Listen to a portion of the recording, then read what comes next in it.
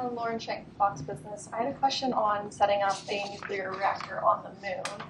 What challenges do you and the experts anticipate with that, and how critical is that we beat China in winning the second space race? I didn't think the moon was going to come up today. I wasn't prepared for that. Well, you are the acting NASA administrator.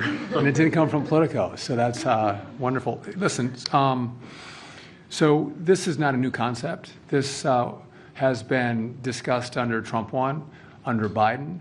But we are in the race. We're in a race to the moon, in a race with China to the moon. And to have a base on the moon, we need energy. And some of the key locations on the moon, we're going to get solar power. But this fission technology is critically important. And so we've spent hundreds of $millions studying, can we do it? We are now going to move beyond studying, and we have given direction to go, let's start to deploy our technology to move to actually make this a reality. And I think the stat we have is it's a 100 kilowatt output. That's the same amount of energy a 2,000 square foot home uses every 3.5 days. So we're not talking about massive technology. We're not launching this live. That's obviously, if you have any questions about that, no, we're not launching it live. But again, energy is important.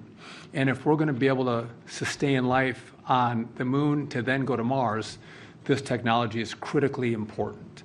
And I would just note that we're behind, right? If we're going to engage in the race to the moon and the race to Mars, we have to get our act together. We have to marshal all of our resources, all of our focus on going to the moon, which is what we're going to do. And again, there's a lot of things that NASA does, and a lot of people love a lot of the things that NASA does. But this is about space exploration, and this is about this next phase. A lot of people don't know even what Artemis is. Everyone knew what Apollo was. We all knew, the whole world knew what Apollo was. We were going to the moon. Artemis is we're going back. So in the first part of next year, we are going to send Artemis 2 out. Met the 4 astronauts. They're fantastic. We're going to go out around the moon and come back. Artemis 3, we are going to go back to the moon. We're going to land. The longest time we've spent in the past was 3 days. We're going to stay for 6 days. And then after that, we're able to start shipping our assets to the moon unmanned. And we'll have those assets there as our astronauts arrive and are able to build a base. But this is critically important. There's a certain part of the moon that everyone knows is the best. We have ice there. We have sunlight there. We want to get there first and claim that for America.